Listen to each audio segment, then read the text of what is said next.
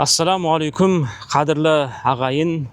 Біз Аллаға шүкір, табиғаты керемет, көркем өлкеде ғұмыр кешудеміз.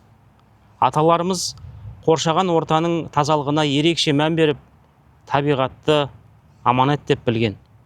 Олар бұлақтың көзін ашып, ағаш отырғызып, жер мен суды ластамауға, айналаны таза ұстауға ұрпағын тәрбиелеген. Табиғат Алланың бізге берген баға жетпес нығметі. Бабаларымыз жер ана деп ерекше қастерлеген қоршаған ортаның тазалығы бүгінгі таңда мемлекетіміздің болашағының басты кепіліне айналып отыр.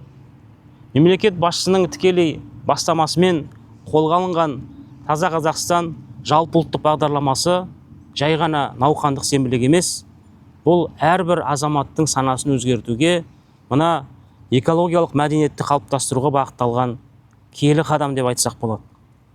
Асыл дініміз қоршаған ортаны жаратушының адамзатқа берген ең үлкен аманаты ретінде қарастырады.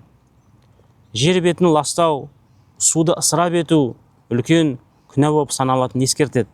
Қасиетті Құран-ы Кәрімде жер беті түзеліп ретке келтірілгеннен кейін онда бұзықтық жасамаңдар, яғни қоршаған ортаны ластап бүлдірмеуді насихаттайды. Ардақты пайғамбарымыз оған Алланың салауаты мен сәлемі болсын, табиғатты таза ұстауды иманның өлшемі ретінде көрсетіп, адамдар жүретін жолдың үстіне тынығатын көлеңкелерді ластамауға қатаң түрде ескерту жасаған. Солардың бірінде екі түрлі қарық сарқалаудан сақ болыңдар дейді. Бірі адам жүретін жолға, екіншісі тынығатын көлеңкелерге ластап бүлдірушілер дейді. Қоршаған ортаға қамқорлық жасау мәдениеттілік пен азаматтық жауапкершілігіміздің көрінісі. Мынадай демалыс аймақтарының, көшелердің, аулалардың тазалығы әрқайсымыздың күнделікті әрекетімізге тікелей байланысты.